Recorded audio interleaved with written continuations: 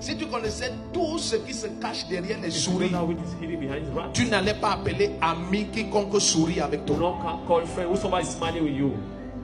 Si tu connaissais tout ce qui se cache derrière plusieurs je t'aime, tu n'allais pas croire que je t'aime veut dire que le cœur est attaché à toi. Si tout ce qui se passe, tu attribues ça à Dieu, il te manque du discernement. Si tout ce qui est beau pour toi c'est Dieu, il te manque du discernement. Si tout ce qui est négatif aux yeux des hommes, pour toi c'est le diable, il te manque du discernement. Combien de fois on a appelé prophètes des agents de ténèbres?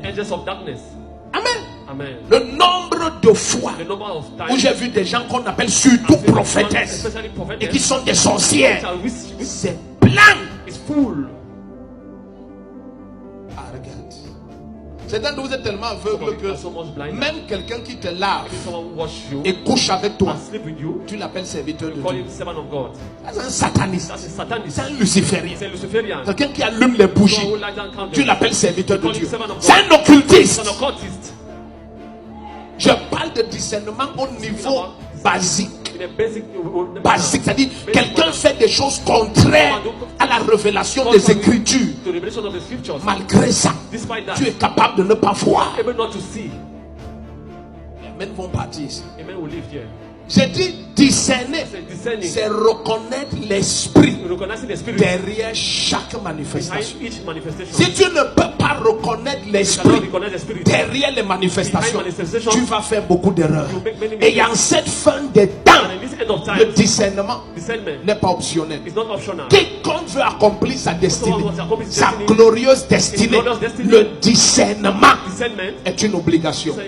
Combien de fois des gens ont reçu des paquets qui étaient des canaux de transactions occultes, des cadeaux, et c'est un canal de transaction. Ça a été donné pour prendre quelque chose dans sa vie, mais il ne sait pas, il ne discerne pas quel est l'esprit derrière chaque manifestation. Judas Iscariote a livré Jésus par un baiser.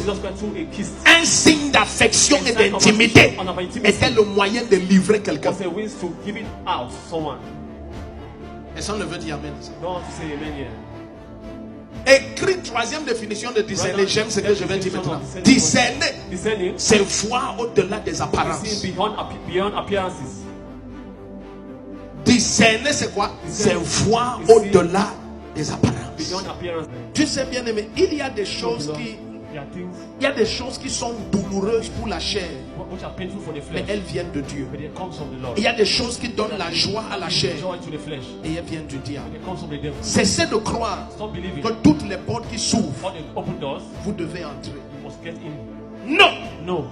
Questionnez toujours qui tient le poignet. La première question, qui a ouvert la porte? La deuxième, qui tient le poignet? Question, quel que soit ton niveau de famine, question, qui a fait la nourriture et qu'est-ce qu'il y a à l'intérieur? Mais ton ventre fait du bruit, mais tu questionnes qui a fait la nourriture et qu'est-ce qu'il y a à l'intérieur. Si Dieu ne parle pas, malgré ta famine, ne mange pas ça. Personne ne dit amen ici. Amen. C'est-à-dire que j'ai suivi des menteurs dire un mensonge, que la chèvre broute là où elle est attachée.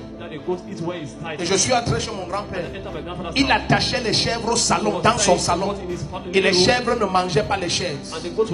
Et elles ne mangeaient pas la moelle. Donc la chèvre ne broute pas là où elle est attachée. La chèvre broute là où il y a les herbes. Cessez de manger tout ce qui est disponible.